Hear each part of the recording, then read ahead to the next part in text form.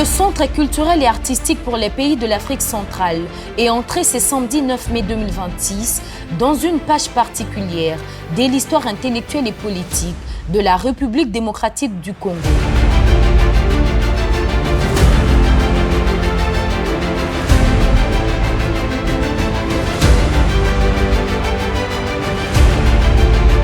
On peut se lever pour apprécier ici et maintenant les délégations des universités qui vont compétir cet après-midi. Sous vos applaudissements, s'il vous plaît, est-ce qu'on peut se lever pour apprécier ces jeunes qui veulent contribuer à la construction de notre pays.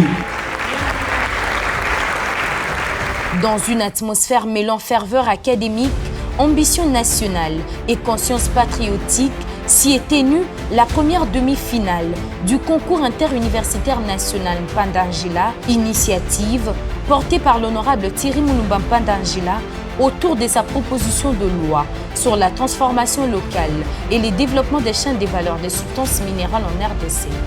À qui profite réellement ce qui quitte notre sol? Cette loi ne parle pas en slogan. Elle ne promet pas des miracles instantanés. Elle dit une chose simple, presque évidente, mais longtemps repoussée. Ce qui vient de chez nous doit d'abord servir chez nous. On extrait ici, on charge ici, on espère ici, mais on transforme ailleurs. Et j'espère qu'avec la loi Mpandangila, nous pourrons effectivement transformer localement. Je vous remercie. J'ai envie de crier Amen. Avec cette loi, Bien plus qu'une compétition universitaire, cet événement s'est imposé comme l'esquisse d'un nouveau récit national. Celui d'un Congo qui refuse désormais d'être un simple territoire d'extraction pour devenir une puissance de transformation, d'innovation et d'industrialisation. Nous avons mis en place une plateforme numérique à interface web, application mobile, mais également l'ISSD pour permettre au comité local de l'utiliser, utilisant l'intelligence artificielle et la technologie de la blockchain, un registre infalsifiable pour la traçabilité des confiances de nos minéraux afin de lutter contre la corruption. La solution est là. L'adoption de la loi sur la transformation locale et le développement de chaînes de valeur de substances minérales. Déposée à l'Assemblée nationale le 29 octobre 2025 et inscrite au calendrier de la session ordinaire de mars 2026, la proposition de loi Mpandangila s'affirme progressivement comme l'un des grands marqueurs du débat stratégique sur l'avenir économique de la République. Notre projet va produire au moins 60 000 tonnes de cuivre transformé. Avec 200 millions de dollars, on va investir dans le secteur minier au Kasaï central. Cela va nous amener à un bénéfice annuel de 47,3 millions. La RDC doit intégrer cette chaîne de valeur en créant une société de transformation de fabrication du sulfate de nickel. Ça va permettre à l'État de capter une valeur ajoutée, de créer plus d'emplois et d'industrialiser son économie. 10 universités issues de plusieurs provinces du pays ont répondu à l'appel de cette première étape nationale. À travers des équipes composées d'étudiants, des chercheurs et des jeunes innovateurs, chacune est venue défendre une vision du Congo industriel de demain.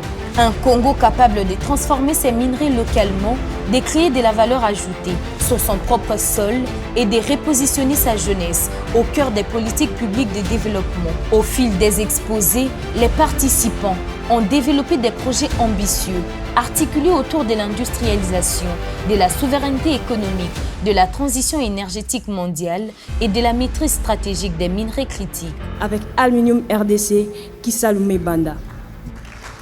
Wow. et oui, un mot de Kikongo du Congo central, Kisaloumé Banda, retour de la RDC dans les conseils des États. Dans une salle qui a reflet du monde, universitaires, décideurs, publics, membres du gouvernement, chercheurs et étudiants ont assisté à ce qui ressemblait moins à une simple joute académique qu'à une véritable conférence nationale de la jeunesse congolaise sur l'avenir économique du pays. Aujourd'hui, nous quittons de la théorie pour entrer dans la pratique. Je mets au défi toutes les universités qui viendront par la suite d'entrer aussi dans la pratique. Nous vous remercions. Oh mais...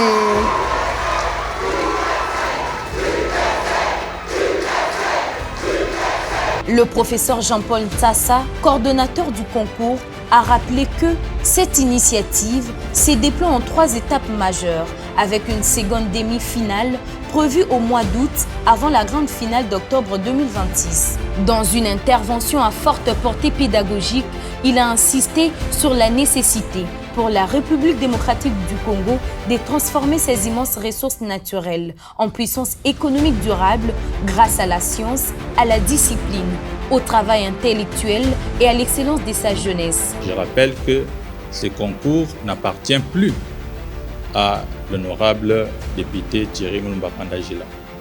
Les étudiants se sont appropriés de ce concours et cela confère au concours une dimension institutionnelle. Les universités participantes UPC, UK, UPEN, UK, Unikin, Unicol, EMI, Unulu, UOM et Unican se sont succédés devant les jurys avec une remarquable maîtrise des enjeux contemporains liés à la transformation locale des ressources minières. À travers leurs prestations, une conviction commune s'est dégagée. Le XXe siècle ne laissera aucune place aux nations qui continuent à exporter leurs matières premières sans transformation. Pas seulement ça, mais il y a aussi un soutien massif aux contractants locaux.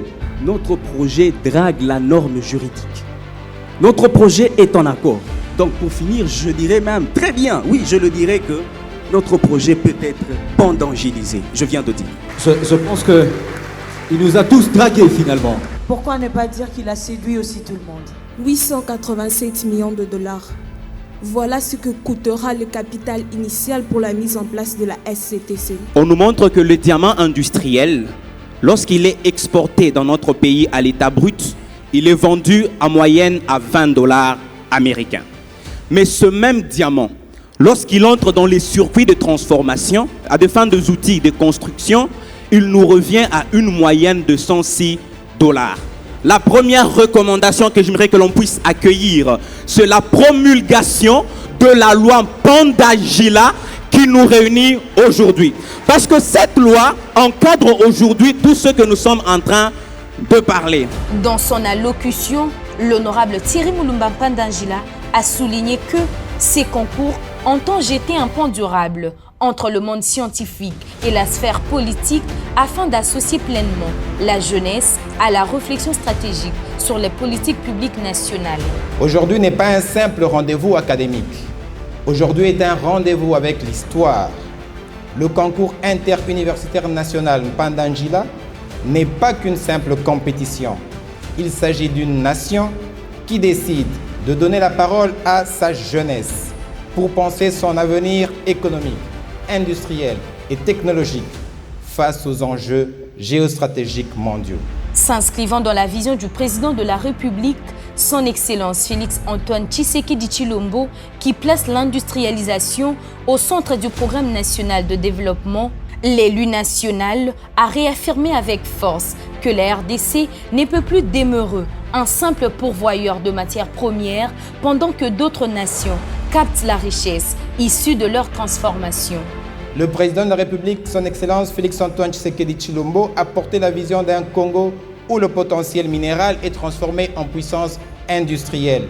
Cette vision exige désormais un instrument législatif et une mobilisation nationale capable de traduire concrètement dans les faits. La proposition de loi Pandangila et le concours interuniversitaire national s'inscrivent dans cette dynamique.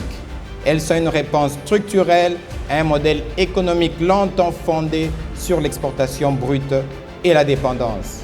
Elles portent l'ambition d'un Congo qui ne subit plus l'économie mondiale, mais qui se positionne dans les chaînes de valeur mondiales avec dignité et souveraineté. Le représentant de la ministre de l'Enseignement supérieur et universitaire a salué une initiative qui replace l'université congolaise au cœur du développement national, de la recherche appliquée et de l'innovation stratégique.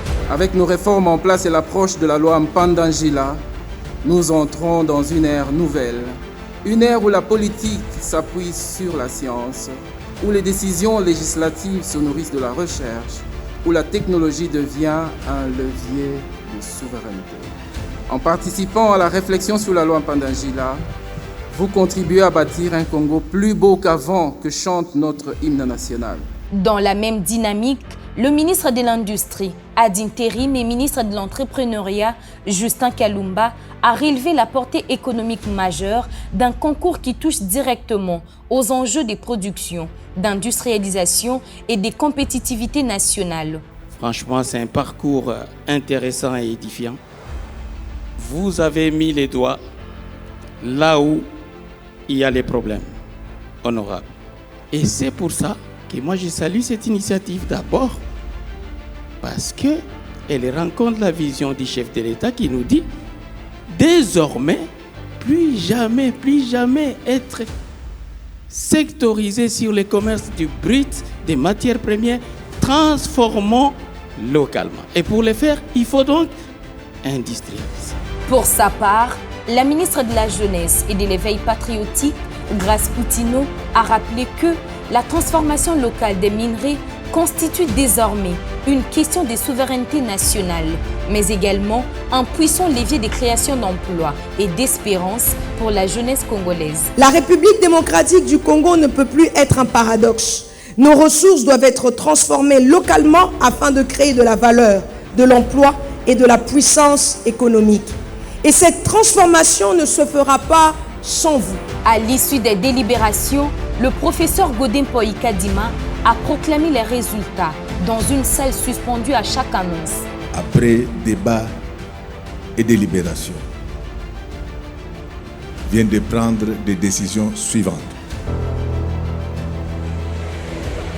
L'université officielle de Mbuji-Mayi s'est hissée à la première place avec une moyenne de 85,4% devant l'université protestante au Congo et l'université de Lubumbashi. La première place est occupée par l'université officielle de Mbuji-Mayi avec 85,4%.